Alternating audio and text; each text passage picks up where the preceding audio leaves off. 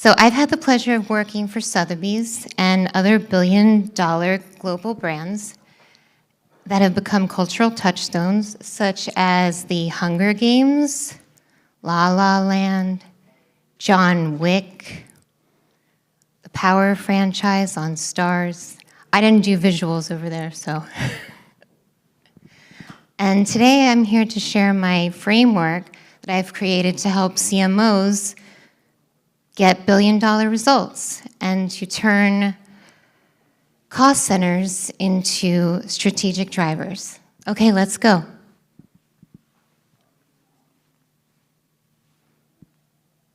Okay, so I want to know how many of you here think that creativity matters in marketing? Okay, I didn't think I was going to get you guys to raise your hands, so this is good. I'm like, they don't raise their hands. No, good.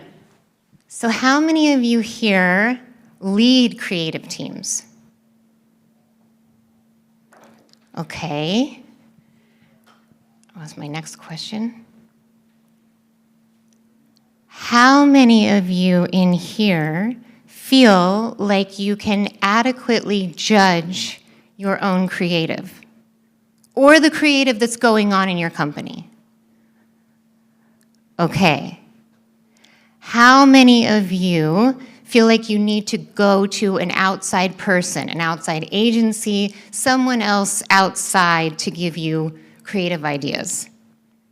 Okay, so you guys feel pretty confident in your creative. Well, other people don't.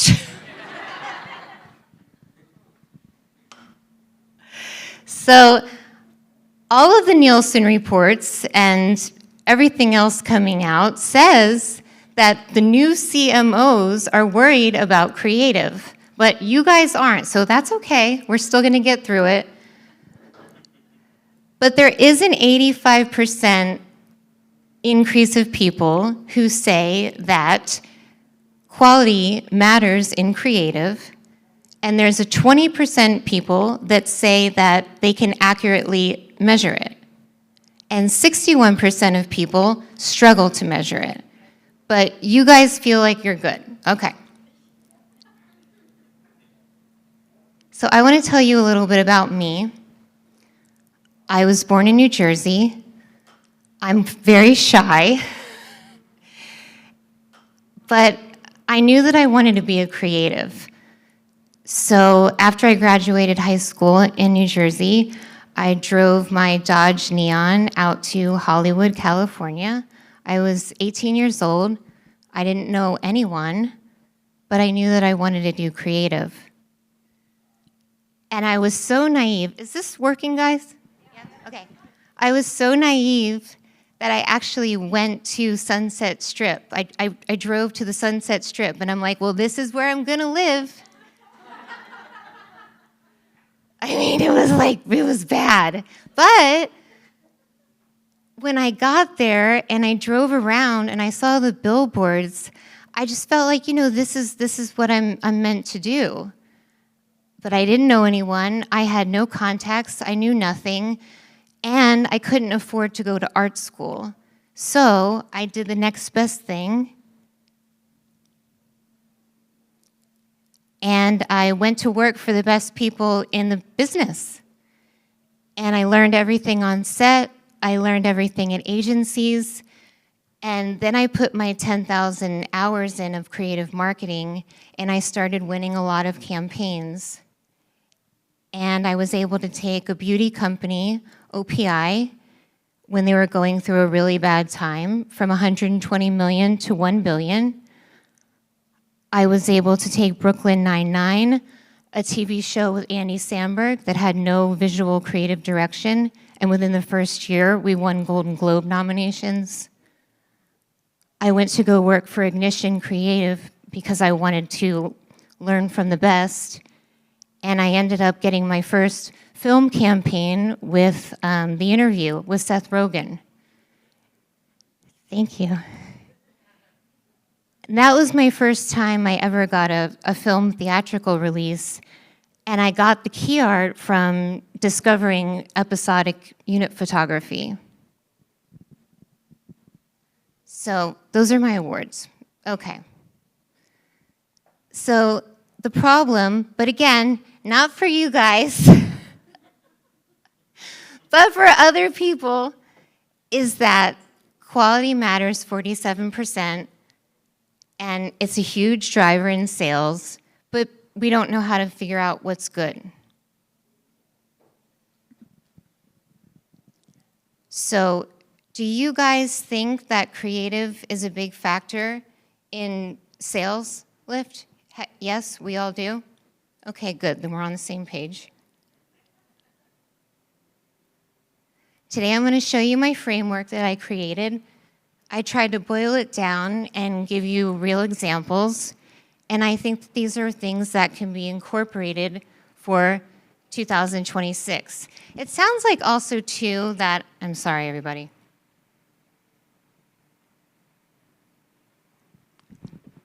It sounds like also too from listening to everybody that everyone is kind of on the same page that we need to have human leadership teamed up with AI. And I feel like everybody is really ahead in that thinking, but how many of you feel like you have a good framework for that? Okay. Elena, the two things, it's so hard. All right, so let's go back to the biggest theme for today. Creative as profit driver and not as a cost center. So the four things that I'm going to focus on are locking down on extra creative spend. I can't tell you how many times I've gone to work for places or a campaign and they're just bleeding money on external agencies, and the external agencies don't care unless they've got something that they're going to be able to promote. So that's the first thing I like to do. I also like to get a quick budget analysis, not like 3, 6, 9 months, like fast. And with AI, we can do it so quickly. So I think it's really important to get that and to start working backwards. I also talk about how cross-functional leadership is the key to creative strategy. All of the creative campaigns I came up with centered around getting all of the teams in alignment. That's where I think all of the creative juice is, and I'm going to share some of those examples. Okay, so let's start with OPI. It was 2008 when they hired me. It was the financial crisis. Nobody wanted to buy nail polish. Nobody wanted to sell nail polish. Nail salons were closing down, and OPI was a really big brand. OPI was the first place that I learned about in-house creative agencies. They never used external agencies before, and they don't use them now. And I think in-house agencies or internal teams are the best way to go because of them. But when they first hired me, there was a definite disconnect. Creative and marketing were siloed. They didn't like each other. They were taking it out on their team, and it was affecting everybody in the culture.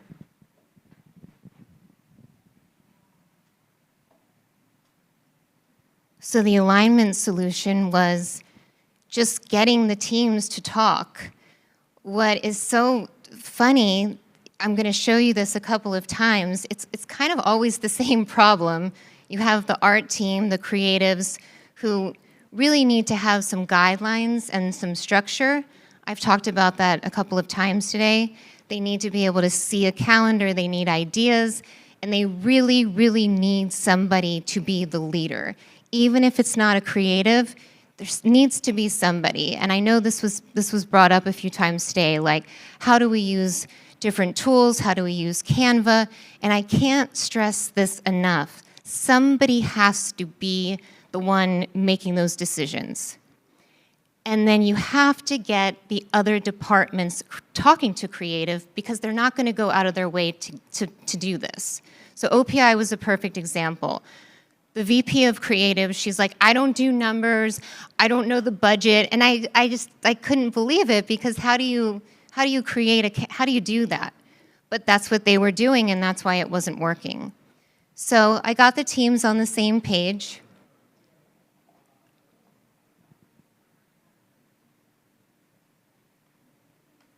The steps I took were get the budget under control, examine all of the in-house assets, what was working, what wasn't, create the strategy, and then stimulate the cross-functional creativity.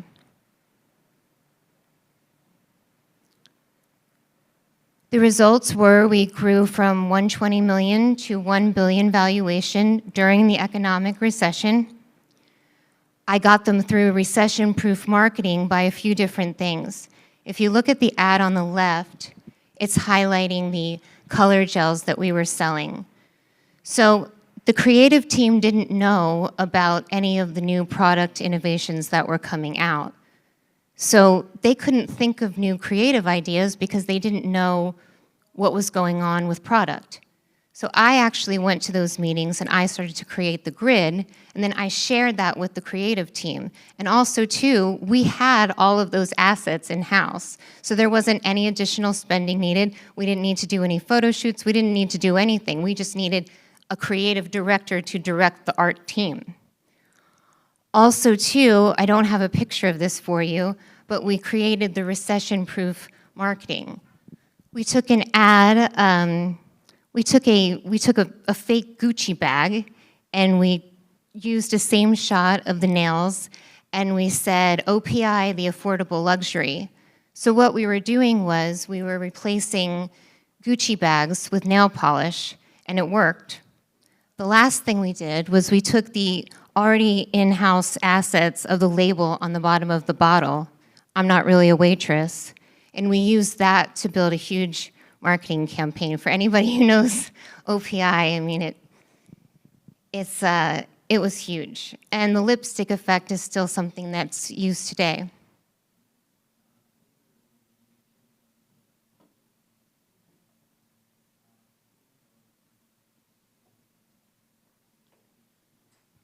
Okay, so my second example is for Starz. And for Starz, this is the agency elimination model. So Starz was a little different. They were completely reliant on their external agency, and they weren't utilizing their really brilliant in-house creatives at all. All of the ideas, all of everything was going out to the external agency. And the problem in Hollywood is you can have everything shot, everything ready to go, and if the key art isn't approved, it's not going to happen.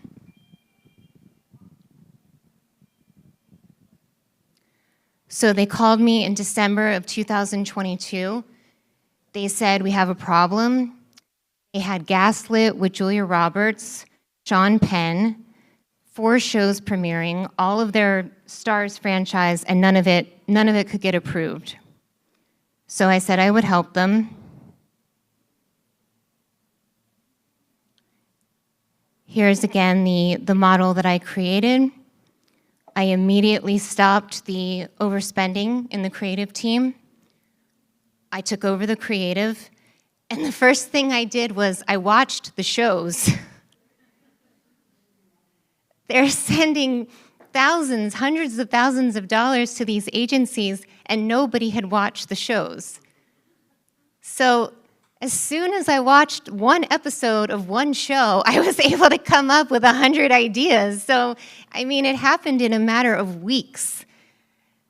So I gave the internal team all of the assets were in-house. They were already there.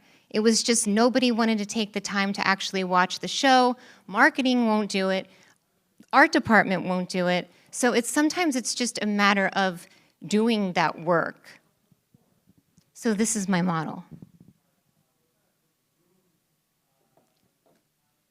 This is what I just told you guys. So the results for Starz, 1.6 billion views. And the great thing about Starz was, so 50 Cent is the show creator of the four shows. he was so mad that the marketing team wasn't doing anything for them. He actually went on Instagram and he said, "Starz sucks." It was really bad. I'm like, do you guys care the 50 cent is? They're like, no, we don't care. But I cared, it bothered me. So after he saw, and this is not award-winning art, but it did get us the 1.6 billion views because 50 was so excited that somebody paid attention to his babies. I mean, these were all of his shows. So 2023 was the Super Bowl, and Mary J. Blige was going to be on with Snoop Dogg. So I said, why can't we get 50 Cent to do a guest spot on the Super Bowl with Mary J. Blige, because they're both on the show, Power. Marketing ignored me, but 50 was so excited that we did this for him that he agreed to do it, and he went on the Super Bowl, and it was free for Starz. So it's just one of those great stories, like you could never plan that out, and if you asked a bunch of people in a room, they'll all tell you no. But it only took just maybe a weekend to do this. It was just thinking differently.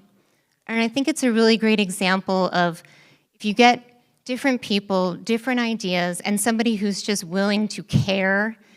I put time in it, but I mean, it's not like it cost me $1 million to do it. I just put the time in and I looked at places that most people don't look. And I'm sure that all of you guys have somebody on your team who's willing to do it. And I hope that you can see that this works.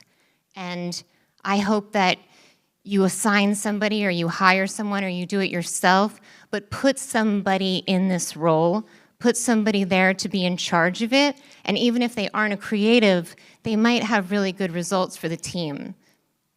So let's see what else I have next. Oh yeah, okay, so moving forward. All right, so we all agreed that CMOs don't feel good about their AI strategy, so that's good. The stats I pulled said 69% are already using it, which sounds like, I think today, we're using it probably more than that, but we're not really talking about it. People feel a little confused. 80% say that they can't prove the creative ROI, and most don't have a framework, which sounds like that's what we were all saying today. So what I'm proposing is we take the model that I've built over the last 10 years, 15 years, and we incorporate AI. The first step is what I've said, getting human-centered creative to lead the actual creative teams, using AI to do more of the data and analytics, and keep humans in the creative center and making the decisions. Because really, there is no AI that is going to be able to make the decisions on the final creative because they can't think that way. And that's something that's never going to change. Jenny Lopez, I don't know if you're still here, but I thought her speech today was great, talking about the importance of our roles as leaders and as CMOs. We do have the power to make sure that some of this stuff doesn't hurt humanity in any way. And that's really hard to do when everyone is scrambling for a plan. But AI will never be able to be creative because that's what the human brain is for. That's what we do, and it has to be a human who does that. So AI is only as good as what you give it. So I hope everybody just thinks about those things and thinks about the way you can actually bring some people in to help. So again, it's a pretty simple plan. Get your budget under control, create a plan, assess your creative assets, stop any internal bleeding, and start as soon as possible.